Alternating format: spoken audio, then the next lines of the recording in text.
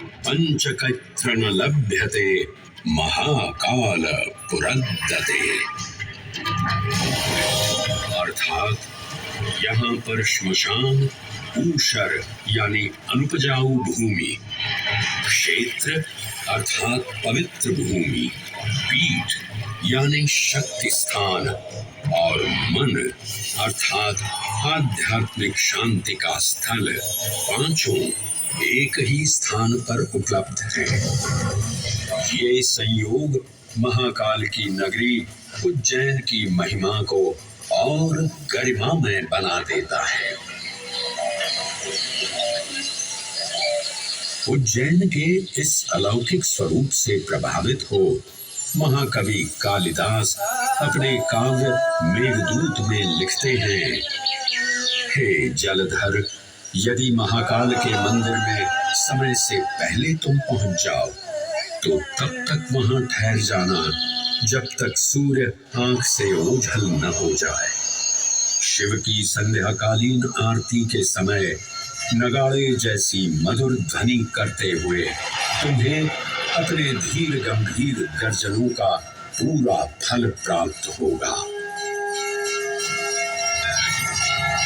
ये संध्या आरती जिसे कालिदास ने सराहा है अत्यंत महत्वपूर्ण है, क्योंकि ये वो प्रहर है जब सभी देवी देवता गंधर्व यहाँ उपस्थित होते हैं।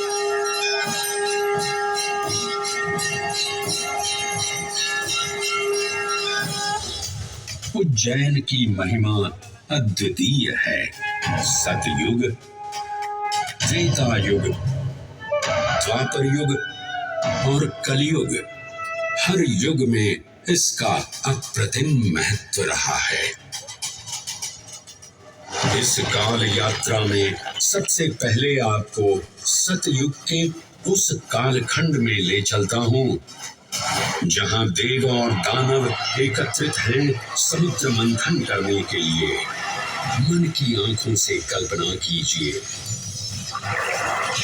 भगवान विष्णु ने कुर्म का रूप ले मंदरांचल पर्वत को अपनी पीठ पर उठा रखा है।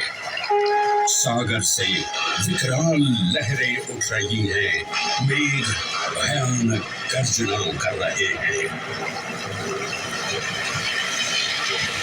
देव और दानव वासुकी सर्प को नेति बना और मंदार पर्वत को मथनी बना सागर को मथ रहे हैं कि तभी जल का पाप कालकूट विष निकलता है और पूरी सृष्टि को अपने ताप से झुलसाने लगता है।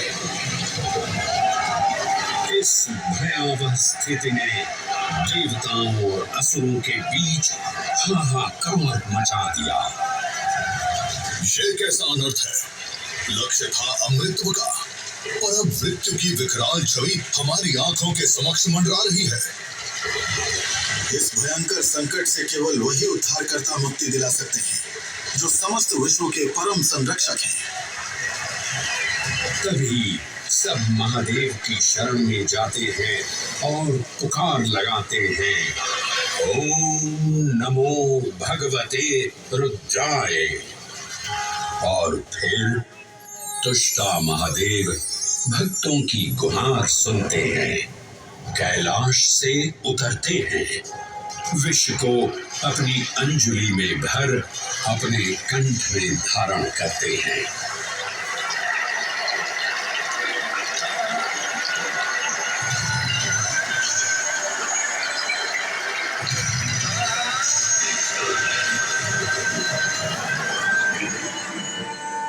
अंततो गत्वा सागर मंथन से अमृत कलश प्रकट होता है।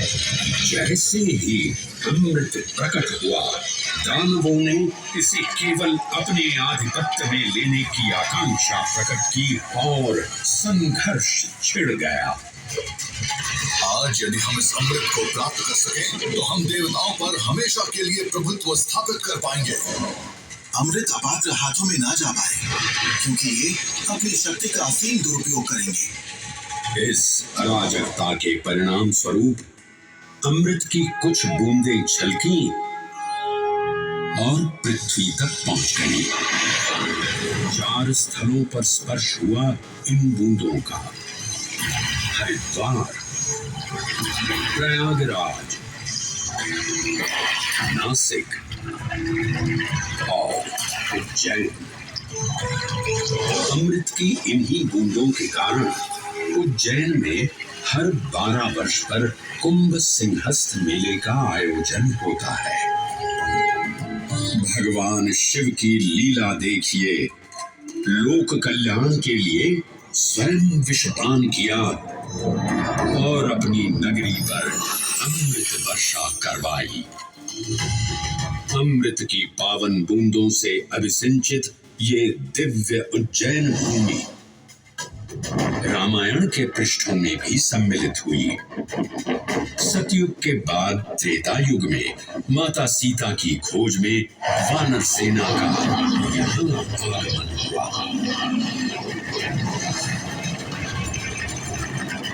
समय की इस यात्रा के माध्यम से अब प्रवेश करते हैं वाल्मीकि रामायण के किष्किंधा कांड में।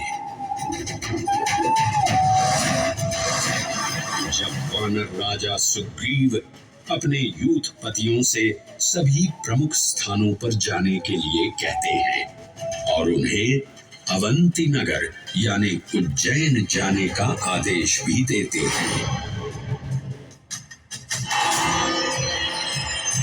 मेखला, उत्कल के क्षेत्र, दशर्न के नगर, आब्रवंती, अवंती और विदर्भ के राज्य, साथ ही माहिष्का के आकर्षक राज्य में भी पूरी तरह से खोजना होगा। एक युग भगवान विष्णु के राम अवतार से संपृक्त और अगला युग उन्हीं के एक और दिव्य अवतार से समरस होना, ये अद्वितीय संगम केवल उज्जैन में ही संभव था। परंतु एक क्षण ठहरिए और ध्यान से सुनिए।